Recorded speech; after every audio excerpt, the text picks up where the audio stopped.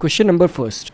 अगर हम question number first को देखें एपी में, तो फर्स्ट क्वेश्चन काफ़ी सिंपल क्वेश्चन है।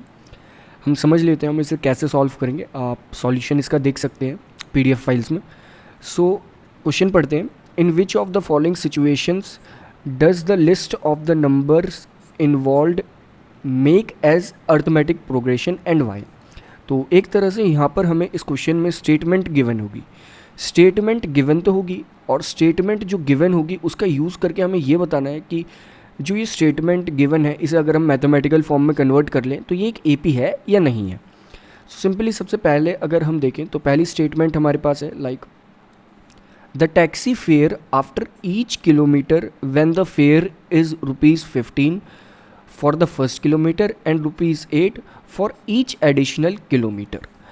तो ये कहा गया है कि जो एक टैक्सी है उसका जो फेयर है, यानी कि जो उस टैक्सी में ट्रैवल करने का जो फेयर है, वो ये कहा गया है कि इनिशियल जो फेयर होगा, स्टार्टिंग में जो फेयर लिया जाएगा वो ₹15 लिया रहेगा। इसके बाद जैसे ही नेक्स्ट एक एक किलोमीटर कोई आगे ट्रैवल करता जाएगा, ये फेयर जो लिया गया था इसमें ₹8 ऐड होते जाएंगे, यानी कि 15 तो फर्स्ट किलोमीटर के लिए होगा, फिर आगे जाके ये 23 हो जाएगा, 8 ऐड होती, फिर ये 31 हो जाएगा, फिर 39 हो जाएगा, फिर 47 हो जाएगा। मीन्स ₹8 हम कंजिक्यूटिवली मतलब एक के बाद एक ऐड करते हुए जा रहे हैं। हमने +8 कर दिया, फिर 1 किलोमीटर बाद ये +8 और बढ़ गया, फिर +8 +8।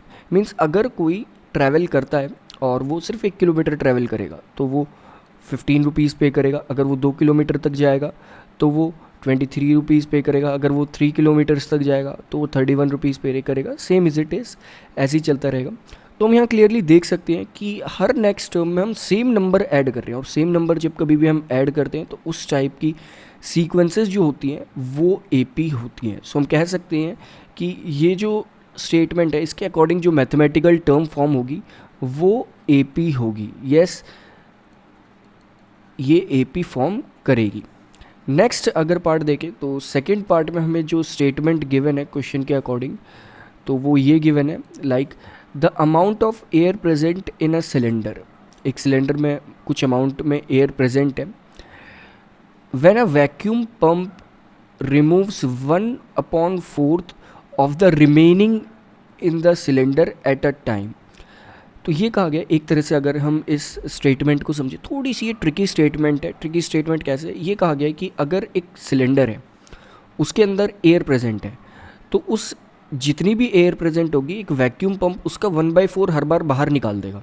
लाइक अगर हम मान लें कि एक वैक्यूम था, उसमें 64 मीटर क्यूब एयर प्रेजेंट थी, तो फर्स्ट केस में क्या होगा, इसका 1/4 बाहर निकल जाएगी।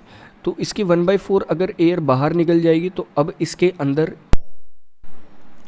जो रिमेनिंग एयर होगी इसके अंदर वो अब हो जाएगी, ये जो हमारे पास गिवन एयर थी, लाइक हमने माना था कि 64 मीटर क्यूब इस सिलेंडर के अंदर अगर एयर है तो उसका 1/4 अब बाहर निकल जाएगी, तो वो हो जाएगा 64 डिवाइडेड बाय 4 डायरेक्टली।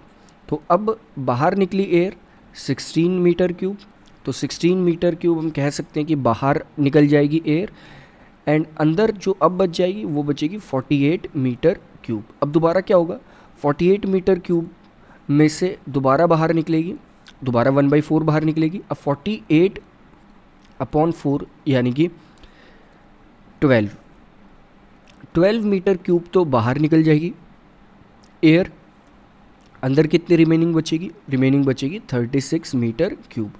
दोबारा ऐसे ही होगा, दोबारा जो एयर बाहर निकलेगी वो होगी इस केस में, अब दोबारा जो बची हुई है रिमेनिंग है उसमें से 1/4 यानी कि 36 का डिवीजन 4 से तो आएगा 9, यानी कि 9 मीटर क्यूब अब अंदर रह जाएगी एयर, और 9 मीटर क्यूब बाहर निकल जाएगी एयर, और जो अंदर रह जाएगी एयर वो अब इस केस में होगी 27 मीटर क्यूब।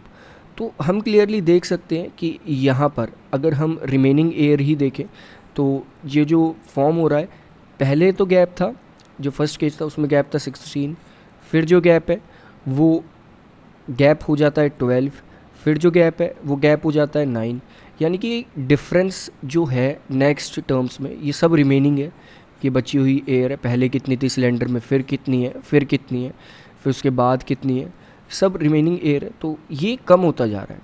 एक तरह से गैप कांस्टेंट नहीं है। इसका मतलब ये जो स्टेटमेंट हमें कही गई है ये एक एपी को फॉर्म नहीं करेगी, नॉट एन एपी।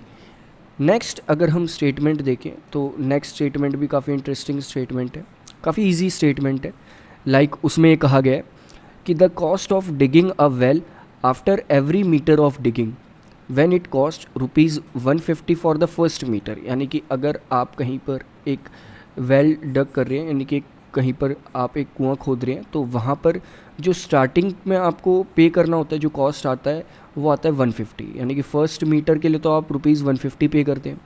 इसके बाद जैसे आप नेक्स्ट मीटर डग करते जाते हैं नीचे, तो आप 50 और ऐड करते जाते हैं हर मीटर के लिए। यानी कि अगर आपने 1 मीटर कहीं पर डग करा तो आपने 150 पे करा, अगर आपने 2 मीटर डग करा होगा तो 150 प्लस 50 यानी कि 200, फिर 250, फिर 300, फिर 350। तो इस टाइप से आप हर मीटर के लिए एक्स्ट्रा पे करते जाते हैं।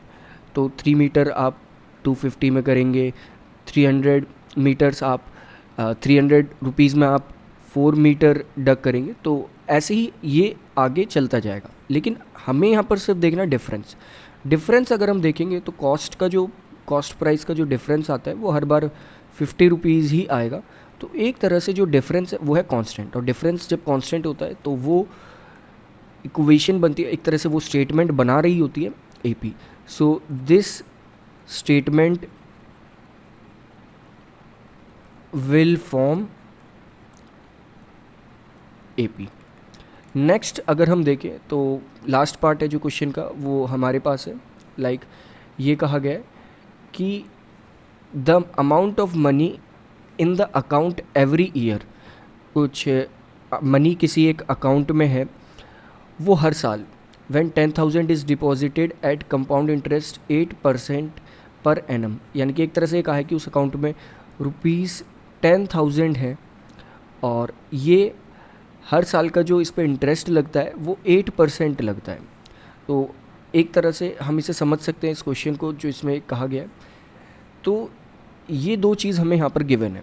अगर हम 10,000 का 8% कैलकुलेट करें, 10,000 का 8% होगा, डायरेक्ट हम कट करके कैलकुलेट कर लेते हैं तो वो आ जाएगा 800।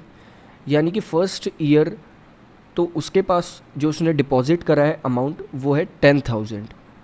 नेक्स्ट ईयर उसके पास सेकेंड ईयर जो इंटरेस्ट मिलके अब उसके पास पैसे आ चुके हैं वो है 10,000 उसके पहले वाले प्लस 800, तो उसके पास 10,800 रुपीज़ अब हो चुके हैं। कंपाउंड इंटरेस्ट में क्या होता है, कंपाउंड इंटरेस्ट में जो आपको इंटरेस्ट मिला है, यानी कि यहाँ पर ये इंटरेस्ट आपको उस साल का मिला है, अगले साल नेक्स्ट ईयर इस पे दोबारा इंटरेस्ट मिलता है, इस पे ही और इंटरेस्ट मिलता है। यानी कि 10,000 पे तो आपको 800 रुपीज़ मिल ही रहे थे, यानी कि नेक्स्ट ईयर आपके जो डिपॉजिट थे वो ऐसे के ऐसे ही रहेंगे।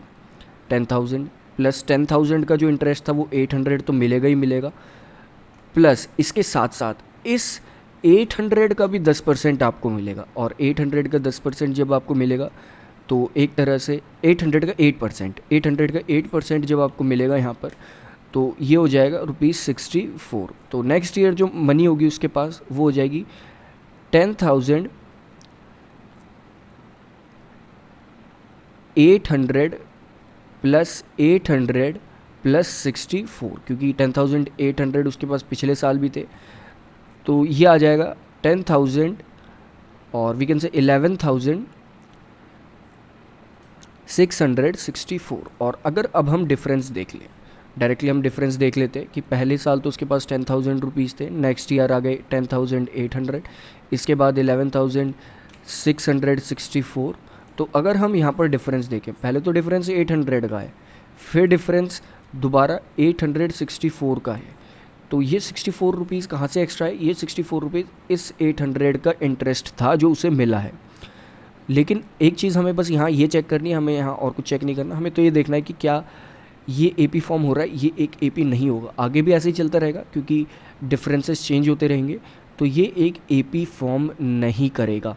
सो हम डायरेक्टली कह सकते हैं do not form an AP, यानी कि जो स्टेटमेंट हमें गिवन है इससे एक अर्थमेटिक प्रोग्रेशन फॉर्म नहीं हो।